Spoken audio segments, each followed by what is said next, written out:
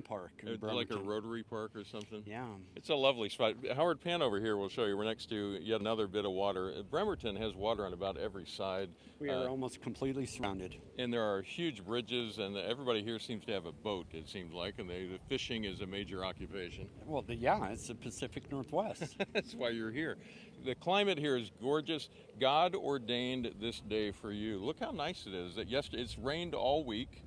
Today it's sunny, it's cool, a little breezy. My hair's going to be blown all over. Yours is not. It'll be fine. But we just want to catch up. You know, Coach Joe Kennedy, that's why we're here hanging out. Also, Hiram Sasser, who is an attorney with us at First Liberty Institute. Hiram has been with Joe since this case started years ago, which is why I especially wanted him in on this conversation, because he knows all the secrets about you and everything that's happened. So we'll get to talk about some of that. So, Joe, first off, just tell me how it's going with the team. You've been practicing with the new players. These are kids you didn't really know. How's it working out? Yeah, these kids were in grade school when the last time I coached. Wow. They changed everything. New offense, new defense. So I'm like one of the incoming freshmen. I have no idea what they're doing. I don't even know the plays, but these kids are awesome. They've been working together for the past 4 years, some of them, and they're looking forward to tonight. They want to go out there and hit with their pads and really play for real. I've seen some photos of you out on the field with them. You look right at home, like you hadn't even been gone a day.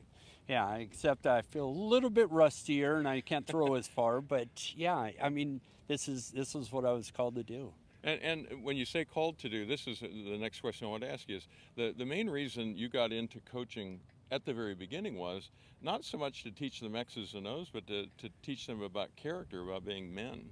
And that's the greatest thing about being the coach there at Bremerton is I got to focus on the kids.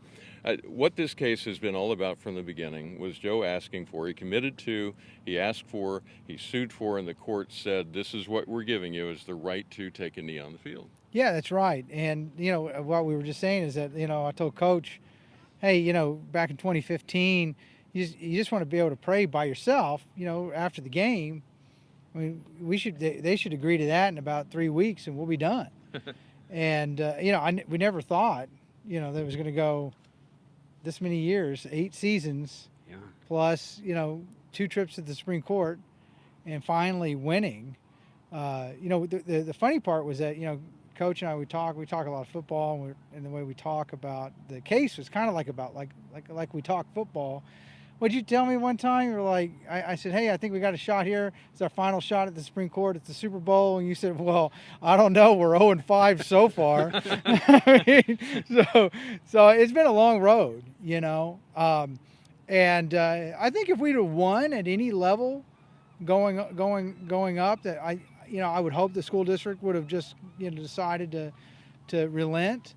But we just lost all the way to the Supreme Court, and then we won. And the significance of this is so much larger than just this guy. I mean, it's a big deal that you're here and get to do this tonight, but it sets a precedent for everybody in the country for what's allowed. Which really, I mean, we argued from the beginning, this is what's right under the Constitution and under the law, but school districts all over the country have been reading it wrong because of all the scary letters they get from opposition groups who don't want public expressions of faith.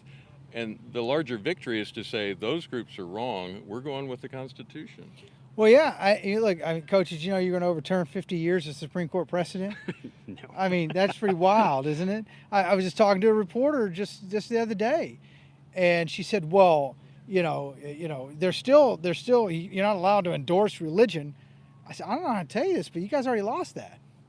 Like, that's gone. Yeah. There is no more endorsement test. It's over now. All that's left is whether or not you're being coerced, made to do stuff that you don't want to do, or the history and traditions test, which is what do we think that John Adams would think about this? What do you think our founding era, when they first passed the Bill of Rights and got them ratified in the Constitution in 1790? What would they have thought about this? And I think that would have been okay with somebody taking a knee by themselves and praying. You just used 2 words that I'm hearing attorneys say, and if you don't know, I mean, it sounds like you're just talking about history and tradition, but that's now a legal term of art, as they say. It's going to be part of arguments in courtrooms around the country. Unpack that a bit for us. What does it mean to say history and tradition? Well, what it means is that at the time, it was it was a pretty prayerful time, to say the least.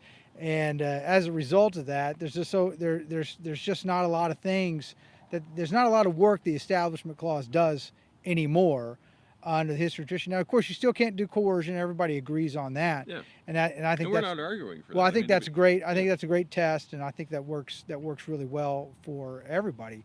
Yeah. But this whole idea of just kind of merely endorsing, like that's gone. Yeah. After 50 years. And you can't just say anymore, because of many cases that we worked on, you can't just say, I'm offended, so I'm going to sue anymore either. Yeah, the offended observer status, that was the old thing of like, I just happen to see something and so I'm offended by that, so I'm going to sue. That's gone. So, you know, all the religious displays that you might see, like crosses, Ten Commandments, whatever it may be, historical displays that have religious imagery, veterans memorials with religious imagery, all of that now is totally protected. And it's all because this guy right here was stubborn enough to say, no, God told me to do something and I'm going to do it. So whatever God did to make you this stubborn, it freed America. Now, you guys have known each other for a long time. Too Again, long. going back to the very beginning of the case, I want to give you a chance just to affirm Joe in what he's done. This is hard. I mean, a lot of people would have said, forget this, I'm done, early in the process, but you hung in there. I want to give you a chance just to publicly affirm what he did and why it's so important. You as an Army guy, you're asking me he needs public affirmation? Is that what they do in the Marine Corps? You got to have some public affirmation? Where do you get Is these that what guys? it is? Am I supposed to like hug you? You know? Well, I'd like that. Yeah, but you have any No special Army hugs Am I supposed to bring you some necessary. roses?